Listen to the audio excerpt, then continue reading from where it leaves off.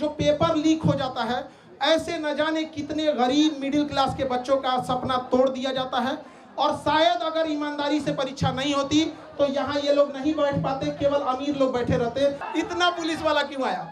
इससे पहले जब दरोगा का रिजल्ट हुआ था तो लगभग 20-25 जीप से वो लोग आए थे लोग, और पूरा ये स्टेज दरोगा से भर गया था। तो मोहल्ला वाले लोग डर गए कि लगता है खान सर के ऊपर छापा उपा पड़ गया है, इतना पुलिस वाला आया उठा ले जाएगा यहाँ पे। बाद में पता चला कि मिलने आया था लोग यहाँ।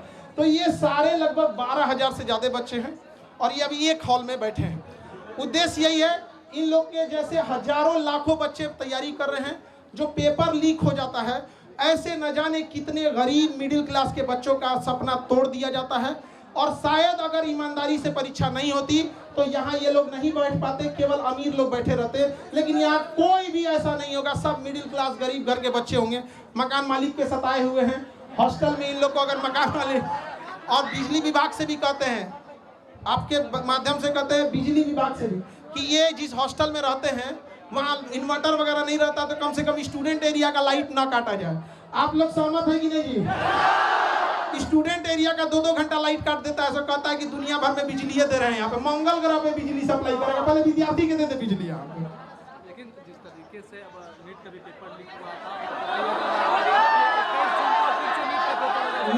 नीट परीक्षा के लिए इनका कहना है, तो कुछ पत्रकार हम टीचरों को कहीं कह रहे हैं कि हम लोग के पास पता नहीं क्या बुद्धि वगैरह का। उनका कहना है कि हम लोग के पास इतना बुद्धि नहीं है। अजीब हाल है। देखिए, नीट पेपर में कहा गया है कि एयरफोर्स पेपर को पहुंचाएगा।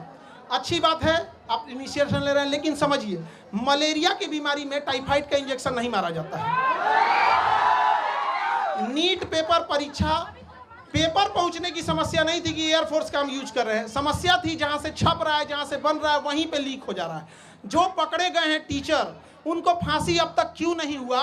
इनकाउंटर उनका क्यों नहीं हुआ? घर क्यों नहीं तोड़ा गया? उनका सवाल ये है। आप में से बताइए, इतने लोग, ये सब सिलेक्टेड पुलिस वाले हैं यहाँ पर, इन सब से कहते हैं पेपर लीक करने वालों को बकसना चाहिए जी? किसी को नहीं बकसना चाहिए यहाँ पर।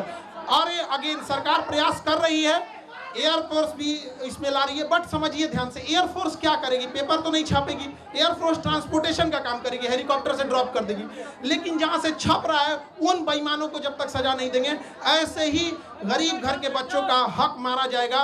और जब तक हम लोग हैं, हम लोग के पास एक ही शिकायत रहती है गवर्नमेंट से कि भैया पेपर तो ईमानदारी से ले लो यार। हम आपसे क्या मांग रहे हैं? ये बच्चे कुछ नहीं मांगते, ईमानदारी से पेपर मांगते हैं। अगर परीक्षा टाइम से हो। देखिए, अभी एनटीए को गरिया रहे थे लोग। एनटीए का एक अफसर है, वो कह रहा है कि पेपर लीक नहीं हुआ है, कुछ क्वेश्चन बाहर आ गए हैं। ये अगर हॉस्पिटल में रहता तो कहता है मरीज मरा नहीं है, सांसें बंद हो गई हैं। पागल है सब वहां बैठा हुआ। हम क्या बोलेंगे? अभी एनटीए को गरियाया, मन नहीं भरा, सीयूईटी का पेपर नाश दिया। बताइए, एक बच्चे के मनोबल पर कितना बुरा असर पड़ेगा। हम लोग परेशान हो जाते हैं। और पत्रकार में कुछ लोग कहते हैं कि हम लोग, शिक्षक लोग को कुछ आता नहीं, पढ़ा के पसीना से कपड़ा भीग जाता है। यहाँ पे जितना पसीना ये लोग बहाते हैं, उतना साथ में हम लोग भी बहाते हैं। ये बैठ के पढ़ते हैं, हम लोग खड़ा होकर पढ़ाते हैं यहाँ पर। लेकिन अगर कोई पेपर लीक कर देता है ना, बताइए कैसे बर्दाश्त? ये एसी में रहने वाले को नहीं पता चलेगा कि इन बच्चों का पूरा चेहरा देखिए, पढ़ते पढ़ते भीग जाते हैं पसीना से, लेकिन कोई सुनने वाला इनका नहीं है।